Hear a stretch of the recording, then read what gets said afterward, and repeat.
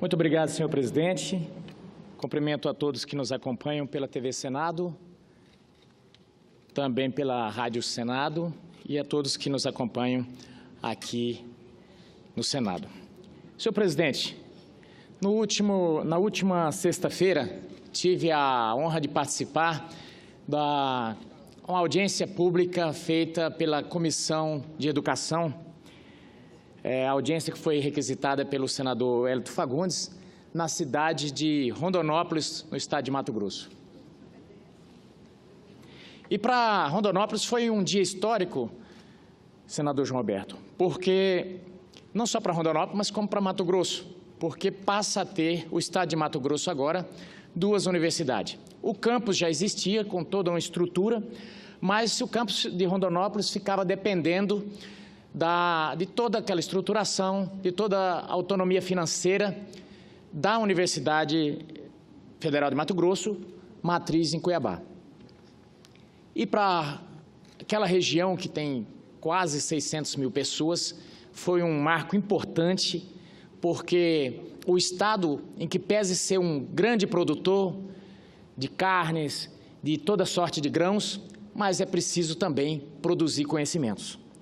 E nós fizemos a audiência pública ali justamente para tratar qual rumo vai seguir a região ali, o que nós vamos justamente oferecer para a comunidade acadêmica. Foi um momento muito importante, porque era uma luta de muito tempo que a bancada do estado de Mato Grosso já pedia esse curso.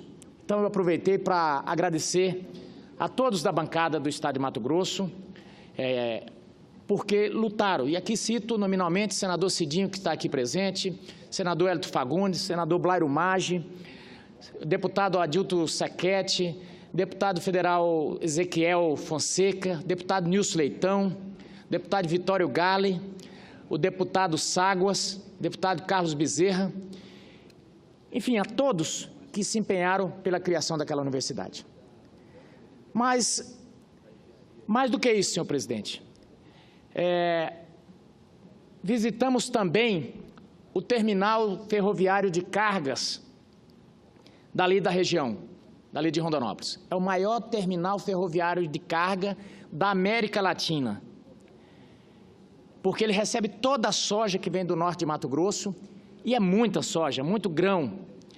Só para o senhor ter uma ideia, senador João Alberto, o estado de Mato Grosso, ele, em que pese não ter uma densidade demográfica muito grande, mas em termos de extensão territorial, ele cabe 10 países do tamanho de Portugal, 7 países do tamanho da Inglaterra. E nós temos uma boa área plantada, e toda essa plantação deságua ali no terminal ferroviário de carga, não sem antes passar pelas estradas. E é justamente esse ponto que eu queria chegar. Tivemos a honra de receber ali o ministro dos Transportes e passamos para ele a agonia que é termos a população pagando pedágio ali no estado de Mato Grosso e a rodovia ainda não está duplicada. Rodovia que até 2016 matava em torno de 280 pessoas por mês. Quer dizer, nós estamos avançando, mas é preciso que aquela rodovia seja duplicada. E é por isso que eu faço aqui um pedido especial ao Ministério dos Transportes, à Casa Civil, para que envie aqui para essa casa o projeto de lei que substitui aquela emenda, aquela medida provisória que foi caducada, que caducou, e que infelizmente prejudicou demais o estado de Mato Grosso e boa parte do país. E por que, senador João Alberto? Porque, infelizmente, nós não amadurecemos o suficiente para separar o que é da polícia com a polícia, o que é do judiciário com o judiciário e o que for da política com a política e com a gestão. Nesse episódio lamentável que houve dessas operações, eu digo lamentável do ponto de vista de ter uma chaga dessa no país, mas positivo do ponto de vista que estamos depurando. O Brasil é um único dos países emergentes que está procurando combater a corrupção. Mas para combatermos os carrapatos, a gente não pode matar a vaca. E o que aconteceu com o estado de Mato Grosso, senador João Alberto? Simplesmente parou-se tudo e a rodovia está lá sem ser duplicada. Poderia muito bem continuar a vertente das investigações e continuar a obra também. E aí eu tive no BNDES em determinada oportunidade e me disseram, não, aqui não libera o dinheiro para lá porque nós temos um sistema de compliance e senão o Ministério Público vai vir para cima. Eu falei, que conversa é essa? O Ministério Público é feito para justamente ajudar o país. E me atirei daqui, marquei uma audiência com a procuradora Raquel Doge e ela me disse, falou, não, da parte do Ministério Público não, a partir do momento que houve acordo de leniência, o Ministério Público não tem nada a ver. Então, pode-se fazer, mas o problema é que nós estamos, está um ambiente todo contaminado e que muita gente não está nem aí para a dificuldade que passa os estados. E com isso, vão-se os empregos, vai-se o desenvolvimento do país, senador João Alberto. E isso puxa, como se fosse uma âncora, a economia do país para baixo. Quem ganha com isso? Ninguém ganha com isso. Ninguém ganha com isso. Medeiros está contra a Lava Jato? Não. Eu estou contra a burrice de você parar um país com desculpa de que é por causa da Lava Jato. Vamos separar, cada um no seu quadrado. Se tem uma investigação, vamos fazer essa investigação. Porque, às vezes as pessoas dizem, por que se diz que um presidente tem que ter foro e que um presidente só deva ser julgado por crimes após o mandato? É justamente para isso. Para o país não parar, porque não é o presidente a pessoa, senador Roberto, é o cargo. É o cargo. Então é o seguinte, tem algum problema com o presidente? E ele responde isso aí depois do mandato. Aí alguma coisa grave em relação ao cargo em si, a gestão do país, está quebrando o país, está tendo crime, afasta-se, faz o impeachment, afasta, que nem nós fizemos. Mas o que nós não podemos é continuar com esse tipo de coisa sem arrumar. Cito aqui, por exemplo, o caso da JBS. Esses rapazes não, vamos dar a César o que é de César. O irmão mais velho, se eu não me engano, o Joésio, porque foi ele, o outro não falou nada.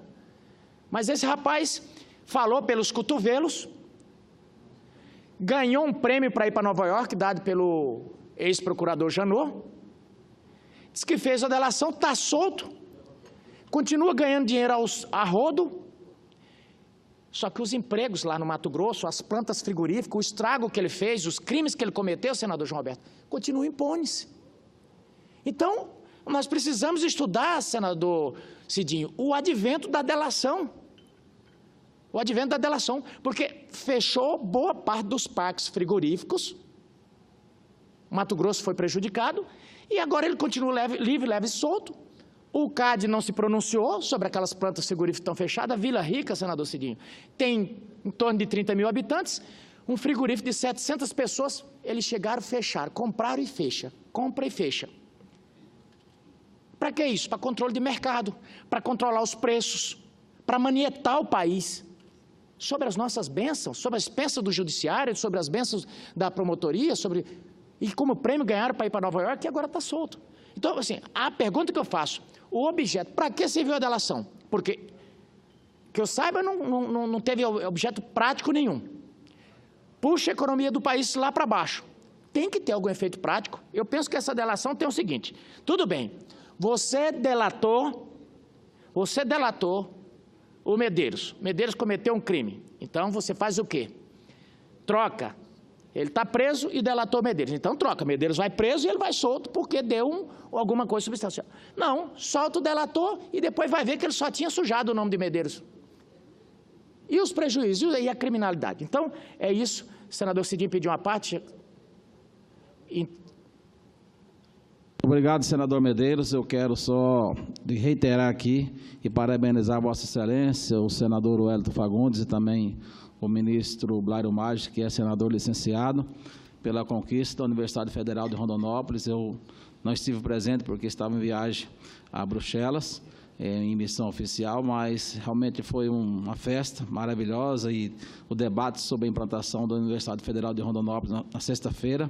E está de parabéns, Vossa Excelência, pela luta. Também o senador Wellington Fagundes, que há muito tempo defende essa bandeira. Toda a bancada do Mato Grosso trabalharam em conjunto, mas os 3 parlamentares de Rondonópolis, mais o deputado Adilton, são destaques nessa conquista, porque o Adilton Saquete, Vossa Excelência, senador Wellington, o senador Blairo Maggi, realmente foram o ícone dessa luta. E a questão da duplicação, nós tivemos aí no domingo lá em São Vicente, e eu passei pela rodovia, né? Uma pena que até hoje não concluamos essa duplicação, e ainda o mais grave é que a gente continua pagando o pedágio, e também é uma luta sua aqui de muito tempo, e em função dessas questões de Estado, né?